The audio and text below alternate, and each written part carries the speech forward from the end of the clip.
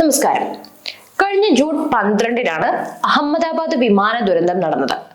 അത് സംഭവിച്ച് ഇത്രയും നാളുകൾ പിന്നിട്ടിട്ടും അതിനെക്കുറിച്ച് വ്യക്തമായ ഒരു കാരണം ഇതുവരെ കണ്ടെത്താൻ സാധിച്ചിട്ടില്ല.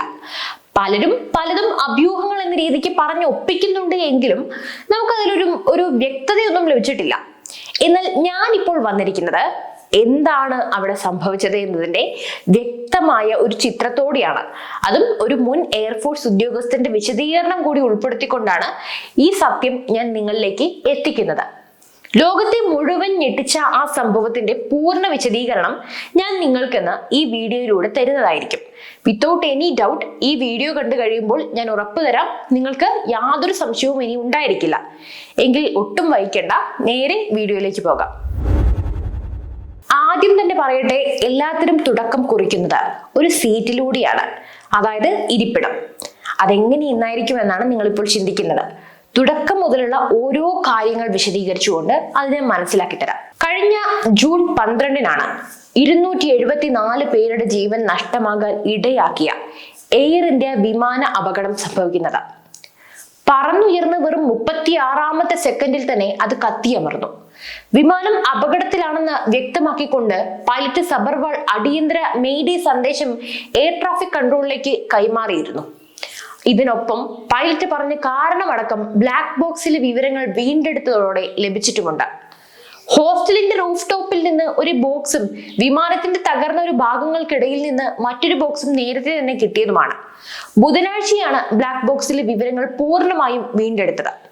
വിമാനം അപകടത്തിൽപ്പെട്ട സമയം തന്നെ റാറ്റ് പ്രവർത്തനക്ഷമമായിരുന്നുവെന്ന് പുറത്തു വന്ന ദൃശ്യങ്ങളിൽ നിന്നും വ്യക്തവുമാണ്. വിമാനത്തിന്റെ 2 എഞ്ചിനുകളുടെയും പ്രവർത്തനം പൂർണ്ണമായും നിലയ്ക്കുകയോ അല്ലെങ്കിൽ വൈദ്യുതി നിലയ്ക്കുകയോ ഹൈഡ്രോളിക് തകരാർ സംഭവിക്കുകയോ ചെയ്യുമ്പോഴാണ് സാധാരണഗതിയിൽ റാറ്റ് സ്വയം പ്രവർത്തനക്ഷമമാകുന്നത്. ബ്ലാക്ക് ബോക്സ് വീണ്ടെടുത്തതോടെ പവർ നഷ്ടമായെന്നാണോ അതോ ത്രസ്റ്റ് ഇല്ലെന്നാണോ പൈലറ്റ് പറഞ്ഞതെന്ന് കൃത്യമായി അന്വേഷണ ഉദ്യോഗസ്ഥർക്ക് ബോധ്യമാകും. എന്തായാലും ഇപ്പോൾ അത് പരിശോധിച്ച സമയത്ത് ഒരു നിർണായക വിവരം നമുക്ക് ലഭിച്ചിട്ടുണ്ട്.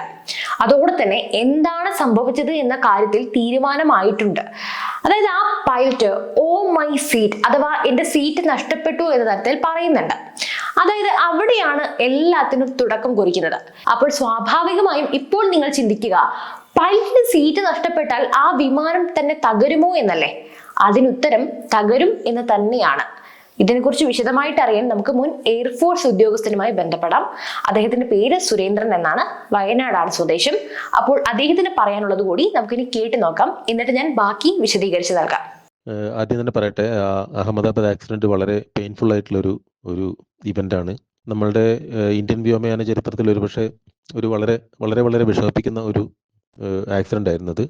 വിമാനത്തിലുണ്ടായിരുന്നവരെക്കാൾ ഗ്രൗണ്ടിലുണ്ടായിരുന്ന ആൾക്കാർക്ക് പറ്റിയ അപകടം മറ്റൊരിടത്തും ഇതിനു മുമ്പ് ഒരു പ്രസിഡൻസ് ഇല്ലാത്തതാണെന്ന് നമുക്ക് പറയാം. ഇതിനെക്കുറിച്ച് കണ്ടമാനം ഊഹാപോഹങ്ങളൊക്കെ പിന്നെ സോഷ്യൽ മീഡിയയിലും അതുപോലെ മറ്റ് പ്ലാറ്റ്ഫോംസിലും ഇങ്ങനെ പറഞ്ഞു നടക്കുന്നുണ്ടായിരുന്നു.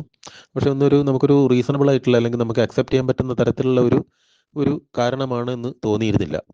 അപ്പം അങ്ങനെയൊക്കെയാണ് ഈയിടെ അൺഒഫീഷ്യലി ആണെങ്കിൽ പോലും നമ്മളുടെ ഇന്ത്യയുടെ AIIB എന്ന് പറയുന്ന എയർക്രാഫ്റ്റ് ആക്സിഡന്റ് ഇൻവെസ്റ്റിഗേഷൻ ബ്യൂറോയുടെ ഒരു പ്രിലിമിനറി റിപ്പോർട്ട് പുറത്തു വന്നിരുന്നു. അപ്പോൾ അവരതിൻ്റെ അകത്ത് ഇതിന് കാരണമായിട്ട് ഒരു പ്രൈമറി ഇൻവെസ്റ്റിഗേഷൻ്റെ ഭാഗമായിട്ട് അവർ കാണിച്ചിട്ടുള്ളത് mechanical failure and a cause of events that occurred in the cockpit of this airplane എന്നാണ് അവരതിൻ്റെ അകത്ത് പറഞ്ഞിട്ടുള്ളത്. അതായത് വിമാനം ആക്ച്വലി ടേക്ക് ഓഫ് ചെയ്യുന്ന സമയത്ത് അതിൻ്റെ ഫുൾ ത്രസ്റ്റിലാണ് ടേക്ക് ഓഫ് ചെയ്യുക. ഫുൾ ത്രസ്റ്റ് എന്ന് വെച്ചാൽ എഞ്ചിന് അതിൻ്റെ മാക്സിമം RPM കറങ്ങിക്കൊണ്ടിരിക്കും, 2 എഞ്ചിനുകളും. അതിനുശേഷം സത്യത്തിൽ ഗ്രൗണ്ടിൽ വെച്ചിട്ട് നമ്മളങ്ങനെ ഫുൾ RPM കൊടുത്തു കഴിഞ്ഞാൽ ഈവൻ എയർപ്ലെയിൻ്റെ ബ്രേക്കുകൾക്ക് പോലും അതിനെ ഹോൾഡ് ചെയ്യാൻ പറ്റില്ല. ബ്രേക്ക് പോലും സ്ലിപ്പ് ചെയ്തിട്ടും അത്രയ്ക്ക് ത്രസ്റ്റ് 2 എഞ്ചിനുകൾ ആ വിമാനത്തിൽ ഉണ്ടായി കൊടുക്കും, മുന്നോട്ടുള്ള ഒരു തള്ളൽ. അപ്പം അങ്ങനെ ഫുൾ ത്രസ്റ്റിലാണ് എയർപ്ലെയിൻ എപ്പോഴും ടേക്ക് ഓഫ് ചെയ്യുള്ളൂ. ഈ വിമാനത്തെക്കുറിച്ച് പ്രത്യേകിച്ച് പറയുകയും വേണ്ട. കാരണം വെച്ചാൽ ഇത് ഗാറ്റ്വിക്കിലേക്ക് പറക്കാൻ വേണ്ടിയിട്ട് ഫുള്ളി റീഫ്യൂൽഡ് ആണ് എയർപ്ലെയിൻ. അതിൻ്റെ ഭാരമുണ്ട് എന്ന് വെച്ചാൽ അതിൻ്റെ ആ ലേഡൻ വെയിറ്റ് ഫുള്ളുണ്ട്, പേലോഡ് കംപ്ലീറ്റ്ലി ഉണ്ട്. കാരണം മാക്സിമം ആൾക്കാർ കയറിയിട്ടുണ്ട്, അവരുടെ ലഗേജസ് എല്ലാം ഉണ്ടാവും. അപ്പോൾ ഫുൾ ടേക്ക് ഓഫ് വെയിറ്റിലാണ്, മാക്സിമം ടേക്ക് ഓഫ് വെയിറ്റിലാണ് എയർപ്ലെയിൻ ഉയർന്നു പൊന്തുന്നത്. അപ്പോൾ അതിന് മാക്സിമം ത്രസ്റ്റും ആവശ്യമായിരുന്നു. അപ്പോൾ ആ ഒരു സമയത്ത് ഫുൾ ത്രസ്റ്റ് കൊടുത്തിട്ടാണ് ഈ എയർപ്ലെയിൻ ടേക്ക് ഓഫ് ചെയ്യുള്ളൂ. അതാദ്യം മനസ്സിലാക്കണം. പിന്നെ ഇത് ടേക്ക് ഓഫ് ചെയ്യുന്ന സമയത്ത് ഇതിൻ്റെ RPM, അതായത് എഞ്ചിൻ്റെ RPM മാക്സിമത്തിൽ വെക്കാൻ വേണ്ടിയിട്ട് ത്രസ്റ്റ് ലിവേഴ്സ് അല്ലെങ്കിൽ ത്രോട്ടിലുകൾ എന്ന് പറയുന്ന 2 കൺട്രോളുകളുണ്ട്.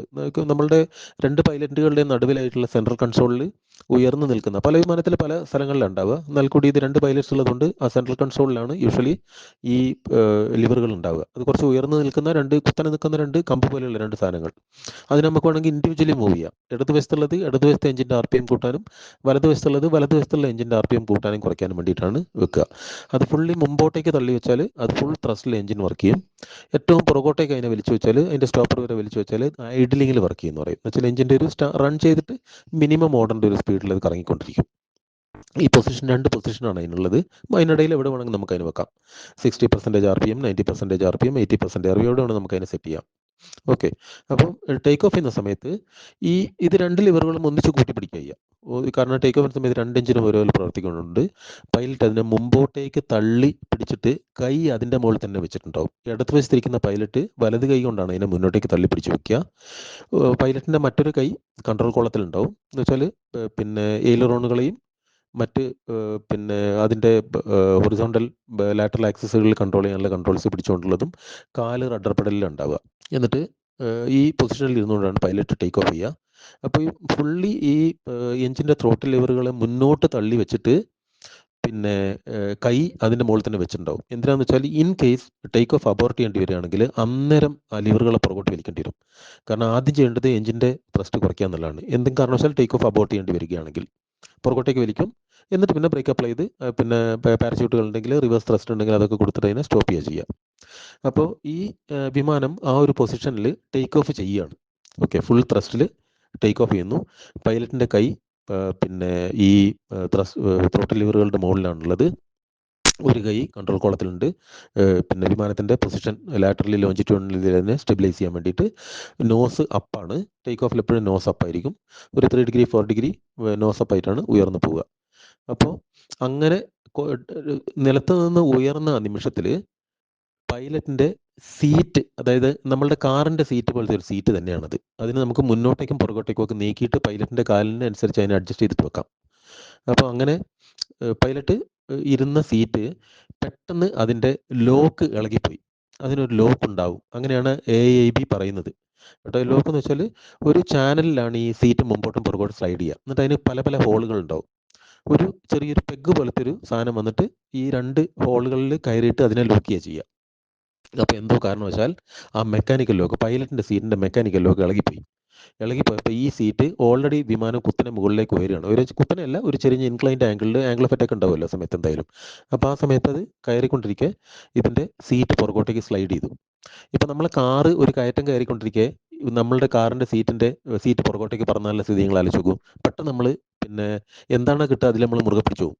അതേ സംഭവം ക്യാപ്റ്റനുണ്ടായി. ക്യാപ്റ്റൻ ഈ സീറ്റ് പെട്ടെന്ന് പുറകോട്ടേക്ക് സ്ലൈഡ് ചെയ്തപ്പം ക്യാപ്റ്റൻ്റെ കൈ ഓൾറെഡി എഞ്ചിൻ്റെ ത്രോട്ടിൽ ലിവറുകളുടെ മുകളിലുള്ളത്. ആ ത്രോട്ടിൽ ലിവറിനെയും കൂടെ വലിച്ചുകൊണ്ടാണ് സീറ്റിൻ്റെ ഒപ്പം ക്യാപ്റ്റൻ പുറകിലേക്ക് വന്നത്. അപ്പോൾ എന്ത് പറ്റി?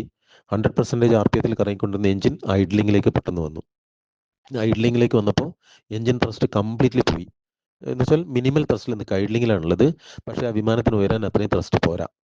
അതുകൊണ്ടാണ് സത്യത്തിൽ ആ വിമാനം പിന്നെ ലിഫ്റ്റ് കിട്ടാതെ സ്റ്റോൾ ചെയ്യാന്നാണ് എയറോനോട്ടിക്കൽ ടേംസിൽ പറയുക. വിമാനം കുത്തനെ കല്ല് വീഴുന്ന പോലെ താഴേക്ക് വീണത്.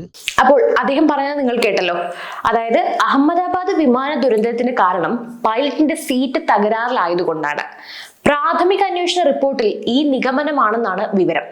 പിന്നോട്ട് ചായുന്ന സീറ്റിന്റെ ലോക്കിംഗ് മെക്കാനിസം തകരാറിലായിരുന്നു. പറന്നുയരുന്നതിനിടെ പൈലറ്റിന്റെ സീറ്റ് പെട്ടെന്ന് പിന്നിലേക്ക് തെന്നി മാറി. ഈ സമയം അദ്ദേഹത്തിന്റെ കൈകൾ അബദ്ധവശാൽ എഞ്ചിൻ പവർ ഔട്ട്പുട്ടുമായി ബന്ധപ്പെട്ട ത്രോട്ടിൽ ലിവറിൽ തട്ടിയത് പിന്നോട്ട് വലിക്കപ്പെട്ടു. അങ്ങനെ ഒരു കാരണവശാലും സംഭവിക്കാൻ പാടില്ലാത്തതായിരുന്നു. അങ്ങനെ അതിനെ തുടർന്ന് ഉയരാനാകാതെ വിധം വിമാനം തകർന്നു വീഴുകയായിരുന്നു. നിയന്ത്രണം ഏറ്റെടുക്കാൻ സഹ പൈലറ്റ് ശ്രമിച്ചുവെങ്കിലും പൈലറ്റ് ചാരിയിരിക്കുന്ന നിലയിലായിരുന്നതിനാൽ സാധിച്ചില്ല. അന്തിമ റിപ്പോർട്ട് തയ്യാറാകുമ്പോൾ സമഗ്ര ചിത്രം എന്തായാലും തെളിയും. ഇനി നമുക്ക് അവസാനമായി കോക്പിറ്റ് ഡാറ്റയിൽ രേഖപ്പെടുത്തിയത് എന്തൊക്കെയാണെന്ന് കൂടി പരിശോധിക്കാം.